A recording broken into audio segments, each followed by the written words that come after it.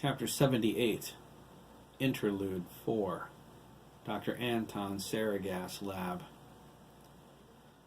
James Michael Ryan watched Dr. Saragas from the lab's ventilation shaft with growing suspicion. His legs were cramping from lying there for so long. He was hungry, and his stomach growled, but despite the discomfort, he couldn't leave. Not yet. Even though he spied on Dr. Saragas often, out of his desire to learn more science, things changed dramatically after Dr. Meyer-Brandes departed. Dr. Saragas used to poke around his lab like an ancient high school teacher, in no hurry for the semester to end. For the last month, he was acting like a proverbial mad scientist. James Michael didn't know what he was up to, but he was sure Dr. Saragas abandoned his original research project altogether. Whatever he was working on now had nothing to do with enhancing a soldier's physical abilities. James Michael heard him mumble words like pyrokinesis, psychokinetics, and clairvoyance, enough times to know something fishy was going on. He had no proof, so he didn't tell his father or his grandfather yet, but James Michael knew a rat when he smelled one. If he sniffed around long enough, he would find something. As soon as he did, Dr. Saragas was busted. "God, my legs are killing me," James Michael whispered. He adjusted his position in the shaft as much as the narrow space allowed. It helped, but not much. He pushed his thick brown hair back from his equally brown eyes. Dr. Saragas was directly beneath him, printing another batch of notes he stole from Dr. Meyer-Brandes' laptop. James Michael mentioned that to his father the day he and Eric watched from up here, when Dr. Meyer-Brandes left for Connecticut. Of course, he didn't tell him he was spying, only that he overheard something. Grant Jr. told him it was a good thing someone was watching her, since Dr. Meyer-Brandes couldn't be trusted. James Michael asked him why. She seemed nice enough to him. She was the greatest scientist he ever met, and James Michael grew up around the agency and military bases. He also knew a quack when he saw one, which Dr. Saragas was, and Dr. Meyer-Brandes was not.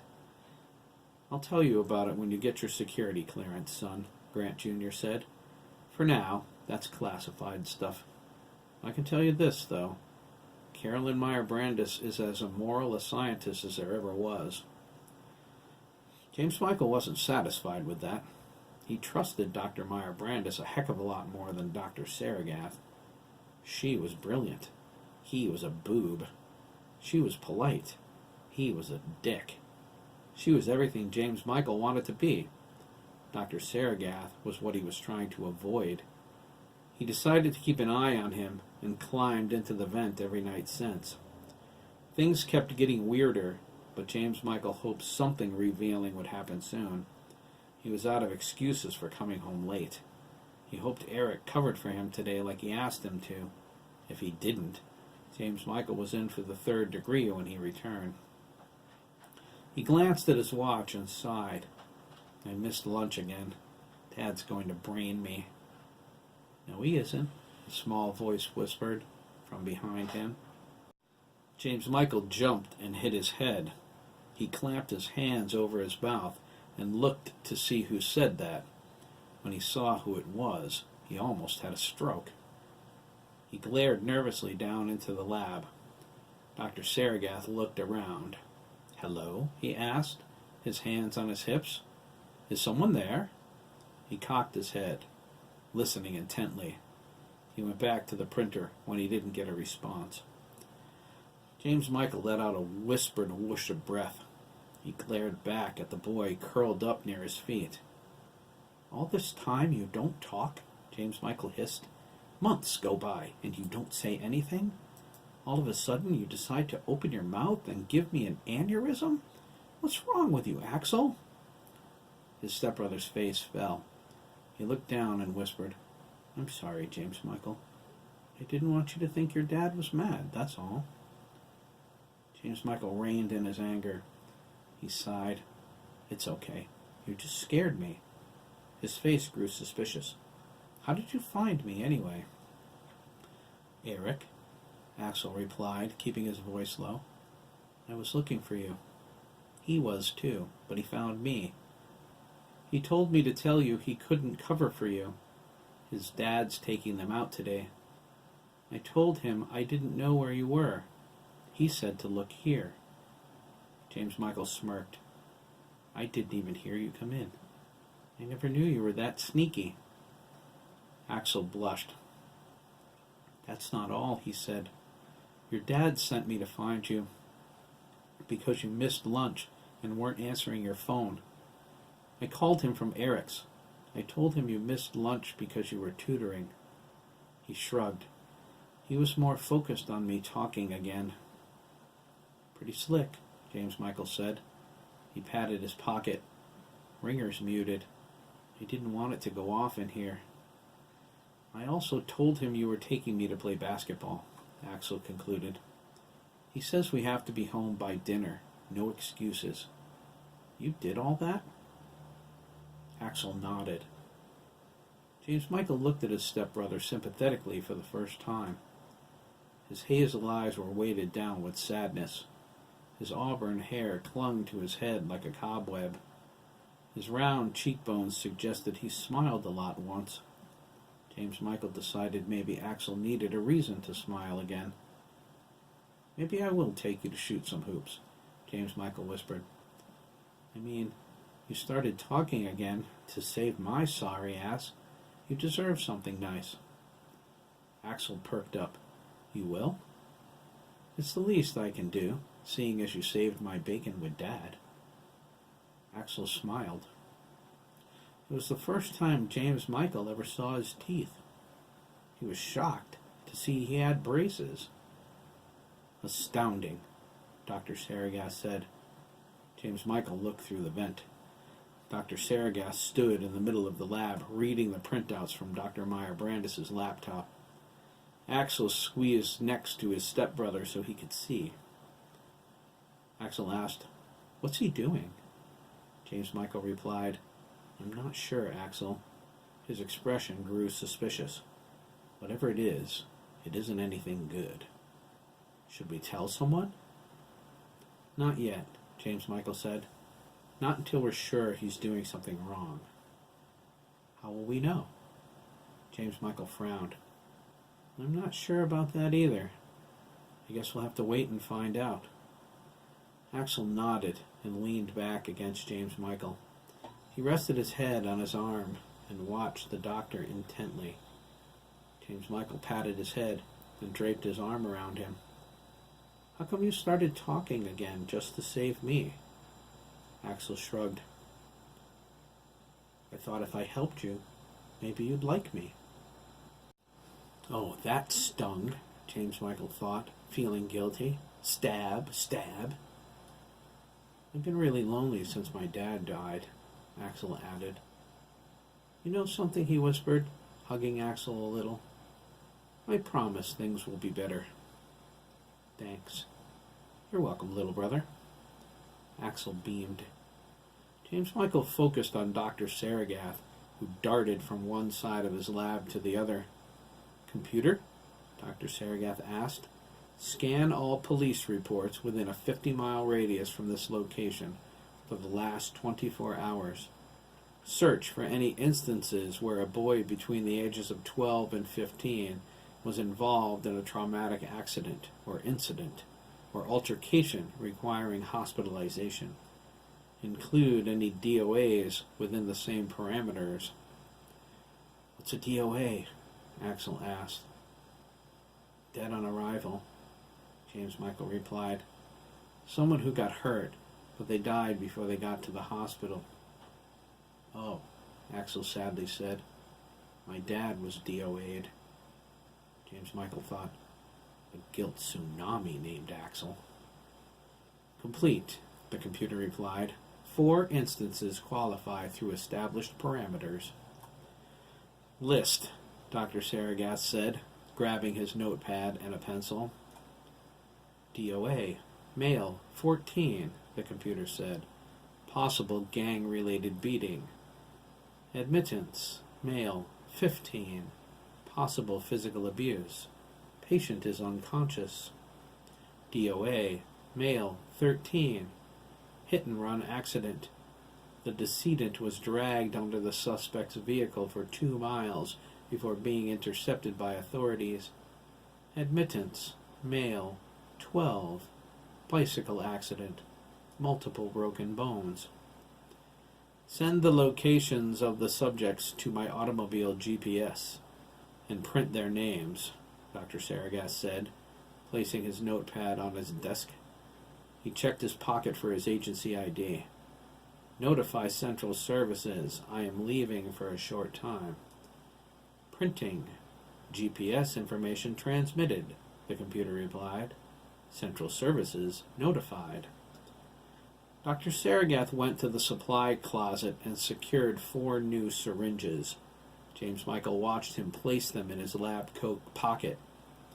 He went to his workstation, accessed a file, and typed in some additional information. Computer, he said, his voice excited. Run a comparison between Saragas Formula 6 and the data I'm inputting now. Is there a significant change in its reactive properties? Will the new formula eliminate the need for genetic bonding to a particular subject? Affirmative, the computer replied. Genetic bonding factor has been eliminated. Will it work for anyone? Negative, the computer said. Maturity factor compromise. Elaborate, Dr. Saragas said. He sounded disappointed. Introduction of present serum into a physically mature body will result in systemic upheaval. Prognosis terminal. Dr. Saragas rubbed his chin. Is there any way to compensate? Searching. Stand by, the computer said. Negative. Based on current data. Damn, Dr. Saragas sighed. He looked up, considering. James Michael and Axel ducked down. He was looking right at the vent. You're saying the formula will only work on children? Affirmative, the computer confirmed. Mutagenic properties of the serum require the subject's system to adapt to physiological changes at an accelerated rate. The strain on an adult's physiology would be enormous. Prognosis terminal. Can the mutagenic properties of the serum be carried by an outside agent? Dr. Saragas asked, grabbing his car keys off the desk. A liquid or a virus? A weakened strain of influenza, perhaps? Affirmative. Warning.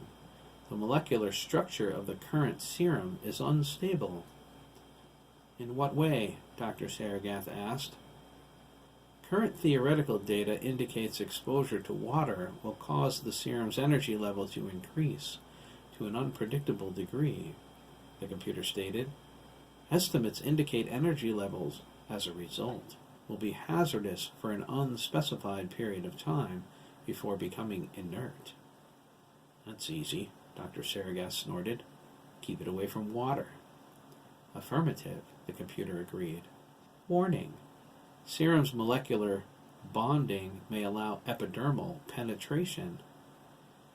It can soak through the skin? Affirmative. Dr. Saragas raised an eyebrow. Intriguing. Compute the necessary formula for a controlled test of such an occurrence.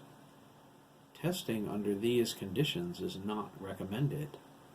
Do it anyway, Dr. Saragas snapped. I'll be the judge of any recommendations. Warning, the computer said. Present criteria make predicting the results of introduction impossible. In other words, Dr. Saragas said, there's no telling what abilities the serum would grant. Affirmative, the computer replied. Theoretical data suggests a powerful mutagenic action. Dr. Saragas waved his hand dismissively. Run the computations. I'll return with the first samples shortly. We must breach the age barrier. Children cannot be soldiers. He walked toward the door. Continue to scan the police bands under the same criteria. relay any additional information to my iPad. Affirmative. Dr. Saragath paused before exiting. Oh, and computer, classify all research data alpha priority for my eyes only. Enter password, the computer requested. Dr. Saragath snorted. Dr. Meyer-Brandis, you're not the only one who can make demigods. He whispered, you arrogant bitch. Include last statement in password? The computer asked. Dr. Saragath smiled. Yes, I think so, he replied. He walked out the door, headed for the parking lot. In the ventilation shaft, James Michael gently nudged Axel. What was the last part of that password? He asked. Axel looked back at him. I don't know, he replied. He was whispering. I couldn't hear it. His expression became confused. Did you understand any of that? James Michael shook his head. Not really. It sounds like he's trying to create something to use on people, though. Something powerful. Axel snorted. It's probably a laxative. He looks like he needs one. James Michael was glad Dr. Saragath was gone. That remark made him burst out laughing. He regained control, but only after several moments. Here's something else. Can we leave now? Axel asked. After you, James Michael said, giving him some room. Axel slipped out and made his way down. James Michael took a last look at the lab. You're doing some messed up stuff, Dr. Saragath, he thought. I'm going to watch you carefully. I don't trust you any further than I can throw you. As soon as I find a way, I'm going to tell Dr. Meyer-Brandis what you've been doing.